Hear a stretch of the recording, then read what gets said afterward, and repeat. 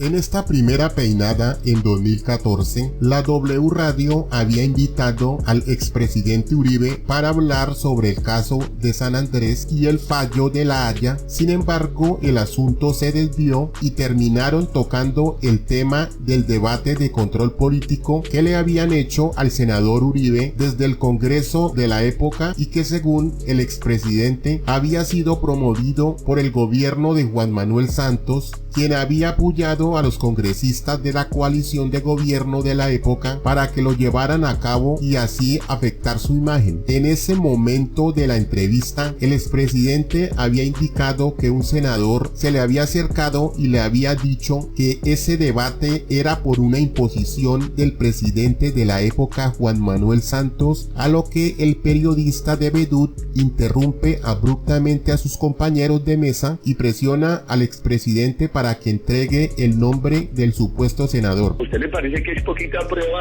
que un senador bien importante me diga delante testigos? Y le voy a dar otra, me diga delante testigos que él tuvo que apoyar y muchos tuvieron que apoyar el debate contra mi honra porque se los exigió la presidencia. A mi curul fue un congresista que me había acusado en la comisión de acusación. ¿Cuál es ese senador? ¿Cuál es ese senador? Hay testigos, queridos amigos. Afortunadamente me lo dijo. ¿Pero cuál es el senador? No.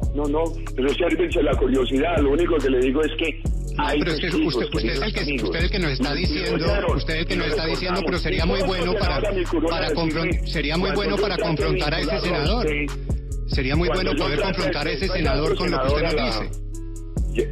Llega otro senador a mi curul, también hay testigos, o parlamentario, miembro del Congreso. Si hay testigos, si usted nos dice hay testigos, le dijo eso. Lo hice por un negocio con el gobierno, pero eso fue totalmente injusto. Hoy cuente con que nosotros lo respaldamos porque sabemos que es honorable.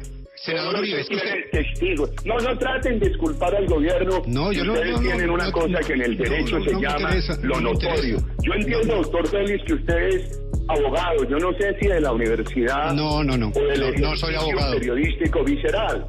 No soy abogado. O bastante avisado en la materia. Usted sabe que hay unos hechos que por su notoriedad no necesitan pruebas adicionales. No, pero es que en este caso, cuando usted habla de un senador que le dice unas cosas específicas muy graves, como usted la que está denunciando, y que tiene testigos, lo que sería muy útil para poder confrontar esa denuncia que usted está realizando es saber quién es ese senador para nosotros aquí también poder confrontarlo, porque si no queda una idea genérica en el área. No le voy a dar ese gusto, doctor Félix. Lo único que le digo es que si no tuviera los testigos no lo habría dicho. Y que si no tuviera... Pero si tiene los testigos precisamente, si tiene los testigos, senador, si tiene los testigos y usted siempre nos dice que usted no tiene problema en hacer las denuncias. Usted es más visceral que importante. Usted es más visceral que importante. Yo no me considero importante. Porque usted pasó muchos años aquí en Colombia acusándome y usted se fue a trabajar en el extranjero con Daniel Coronel a seguir maltratando a mi familia. Senador. Usted por lo menos. Yo no me considero ni importante ni nada por el estilo.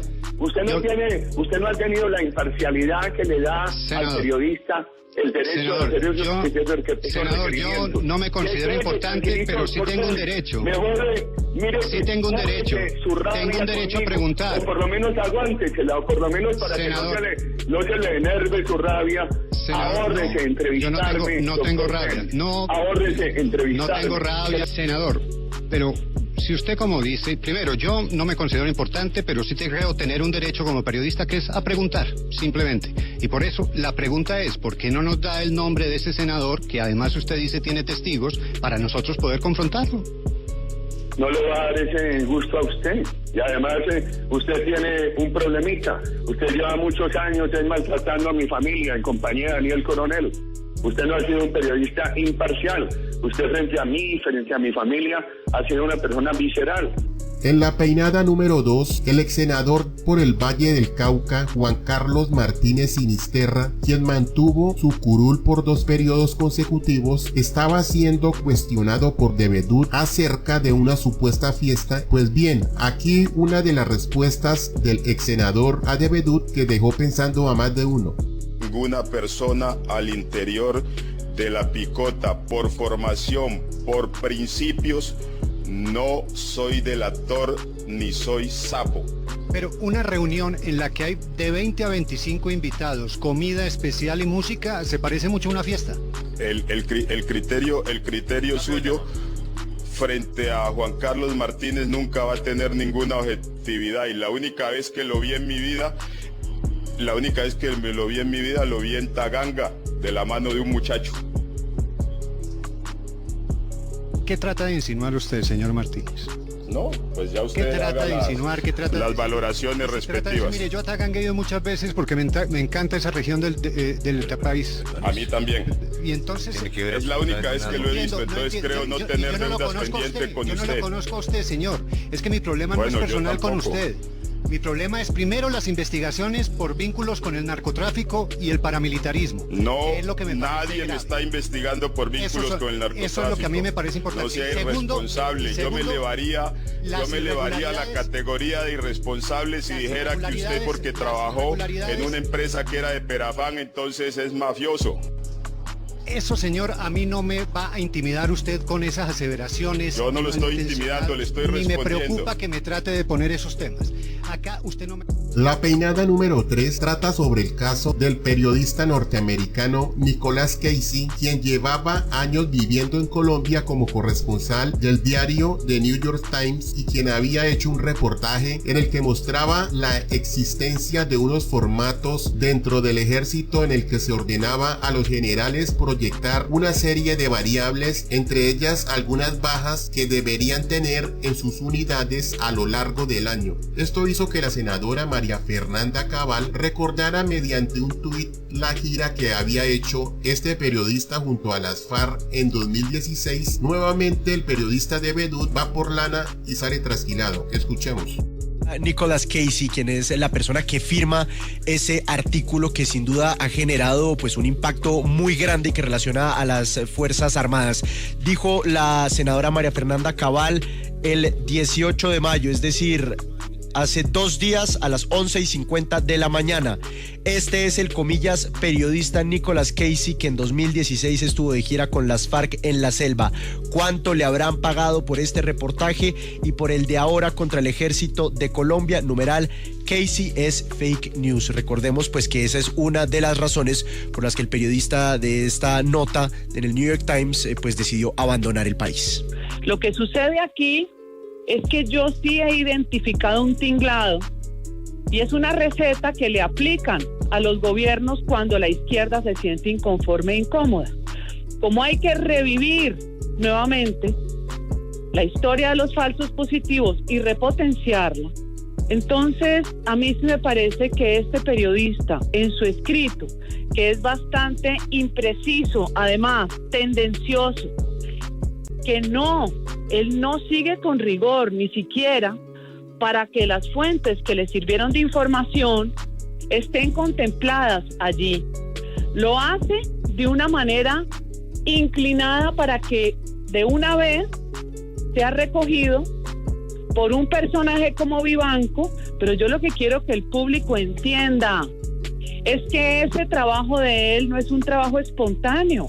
Ese trabajo inmediatamente encuentra un eco y ese eco es el que repotencia a toda la oposición para destruir al gobierno de Duque y tratar de hacer lo mismo que le hicieron al gobierno de Uribe. Peor aún, ese periodista en su trayectoria ha hecho lo mismo en Guatemala, apoyando el tribunal de la CICIG que tiene destruido ese país, el tribunal donde estaba Iván Velázquez.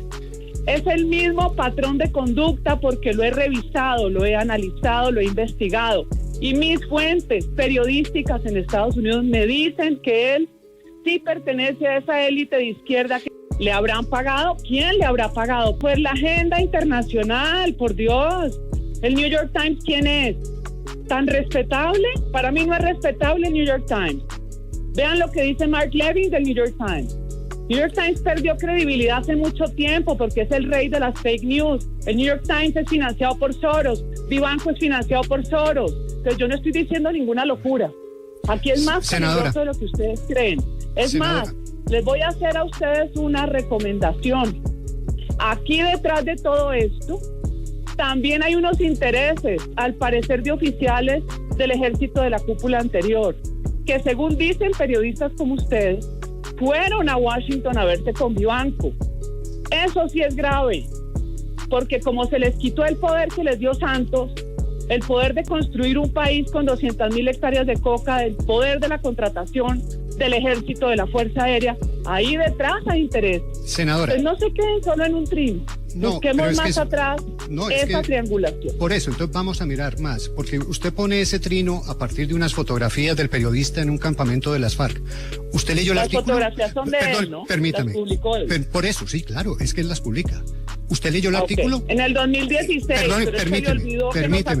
permíteme, ¿usted leyó el artículo donde él compara las FARC con Al Qaeda, donde habla de los secuestros de las FARC? ¿Usted sabe que ese periodista fue vetado en Venezuela?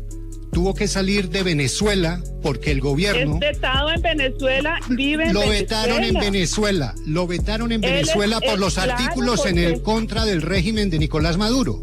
O sea, a él lo veta Nicolás Maduro y lo amenazan en Colombia.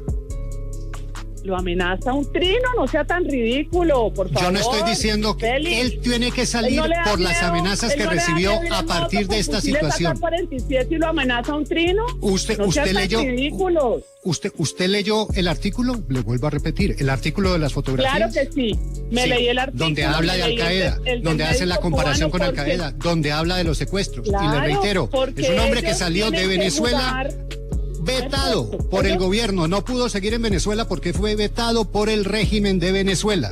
Ese es el castrochavista del que están hablando. Entonces, no, yo lo invito a usted a que se lea las investigaciones de Steve Hecht y las de Judicial Watch de cómo él deconstruye la información de lo que está pasando en Guatemala, favoreciendo a la izquierda guatemalteca, a la exfiscal Paz y Paz. Entonces, quiere equilibrio, vamos a analizar sus posturas. Pero no me diga a mí que lo que yo estoy diciendo no es cierto, en el sentido de que él sí trabaja con agenda ideológica y sí trabaja con Vivanco. Todo el tiempo se reparten información. En la cuarta peinada, la periodista María Isabel Rueda pone en su sitio a Devedú, quien pedía la renuncia de Francisco Santos respecto a un audio privado y filtrado en el que el embajador de Colombia en Estados Unidos dice que el Departamento de Estado de ese país no existe. Escuchemos. Yo solo pienso una cosa. ¿Qué tal que se llegara a filtrar la conversación del embajador de Estados Unidos en Colombia con el secretario de Estado de Estados Unidos sobre las cosas que le dice acerca de Colombia? A ver qué pasaría. Es que cuando las conversaciones son privadas, y cuando uno habla en privado, aguanta ciertas cosas que no aguanta. Cuando uno habla en privado sobre temas tan importantes, María Camila. Tiene derecho como embajador a hablar en privado, me da mucha pena. Me da mucha pena. Y los embajadores en general, sus opiniones personales las dan en privado, no las dan en público. En este momento, el señor Sondland, embajador de Estados Unidos ante la Unión Europea, está testificando en el Congreso de los Estados Unidos.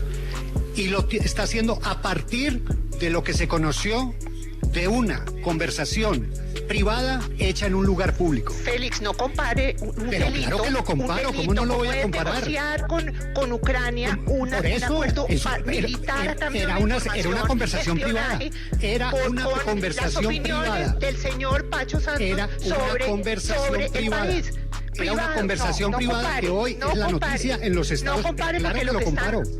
Inmediatamente lo comparo. Y en las opiniones del doctor Francisco Santos no hay ningún delito. Es una comunicación privada donde se están hablando de cosas de Estado. Es una conversación donde se están hablando de cosas de Estado. Hoy es la noticia en los Estados Unidos. También se dan en privado. Esta era en privado. La del señor Sondland se dan en privado. Y las opiniones se dan en público cuando no era un restaurante. Y a los funcionarios les dijeron, tienen que testificar por eso. Porque es una Porque es un delito, Félix, le repito, es un delito. Usted no puede obligar a Francisco Santos que convierta en delito la opinión que tiene. No, yo no estoy diciendo en delito, estoy hablando de cosas de Estado en un reservado, sin la seguridad correspondiente, en una ciudad como Washington. Se equivocó.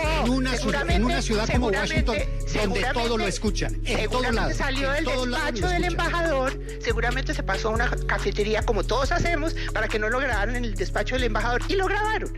Cosa que es supremamente feo, que a uno lo graban en un restaurante. Me da mucha pena con usted. Y si usted está comparando que Francisco Santos cometió un delito con una conversación en la que yo no estoy diciendo que está cometiendo un delito, estoy diciendo que es una comunicación de interés público.